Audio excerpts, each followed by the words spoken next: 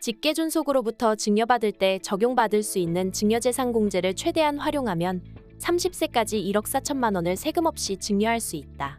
미리 증여를 하지 않고 시간이 지나버리면 지나가버린 시간에 대한 공제 한도는 누적되지 않는다. 증여를 빨리 하는 것이 좋다는 것을 알아도 가정의 상황상 증여를 실행하기 어려울 수 있다. 하지만 증여 시기가 늦어질수록 증여재산공제를 받을 수 있는 금액은 줄어들게 된다. 예를 들어 자녀 출생 후 5년간 2천만 원을 모아서 5세가 된 자녀에게 증여한다면 다음 2천만 원을 공제받을 수 있는 시기는 15세가 된다.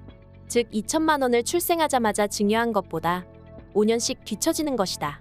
하지만 후술할 정기금 증여를 활용하면 당장에 목돈이 없어도 바로 증여를 시작할 수 있다.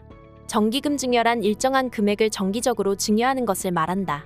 증여세법은 원칙적으로 자녀 명의의 계좌에 현금을 입금할 경우 그 입금 시점마다 증여한 것으로 본다. 하지만 부모가 정기적으로 자녀 계좌에 현금을 입금하기로 자녀와 약정한 경우 그 사실을 최초 입금일부터 증여세 과세표준 신고기한 이내에 납세지 관할 세무서장에게 신고한 경우에는 일명 정기금을 받을 권리의 평가 규정에 의해 평가한 가액을 최초 입금 시점에 증여한 것으로 보아 증여세 과세표준을 계산할 수 있다. 실제 자녀 계좌에 현금이 이체되는 것은 수년에 걸쳐 정기적으로 일어나지만 증여 시점은 최초 입금 시점이 되는 것이다. 즉 2천만 원을 한 번에 증여하지 않아도 2천만 원에 대한 증여재산공제는 최초 입금 시점 기준으로 적용받을 수 있다. 만약 자녀가 출생하자마자 정기금 증여를 시작하고 이를 신고한다면 10세가 되었을 때 다시 2천만 원의 증여재산공제를 받을 수 있다. 정기금 증여의 경우 앞서 설명한 장점뿐만 아니라 목돈을 일시에 증여하는 것보다 증여재산을 평가할 때 평가액이 낮다는 장점이 있다.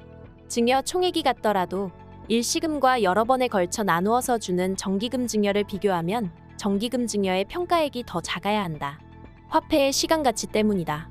정기금 증여에 대한 평가를 할 때는 역시 화폐의 시간가치를 반영해 3% 이자율로 미래의 현금 흐름을 할인해 계산한다.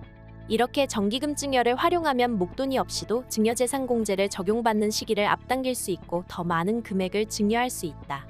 이렇게 정기적으로 자녀 계좌에 입금된 현금은 미성년 자녀가 스스로 운용하기는 어려울 것이다. 따라서 부모가 개입해 운용할 수밖에 없는데 과도하게 개입하게 되면 증여세가 나올 수 있으므로 주의가 필요하다. 특히 자녀의 주식계좌로 2천만 원을 증여한 후 부모가 매매를 반복해 자녀의 재산가치가 증가했다면 그 상승분에 대해 증여세가 과세될 수 있다. 따라서 자녀의 주식계좌에서 주식을 거래하더라도 빈번한 매매는 지양해야 하며 주식에 대한 직접 투자보다는 적금, 적립식 펀드, 보험 등이 안전하다. 이렇게 빠른 증여를 통해서 형성된 자금은 추후 자녀가 성인이 되어 결혼을 하고 독립할 때 큰 힘이 될 것이다.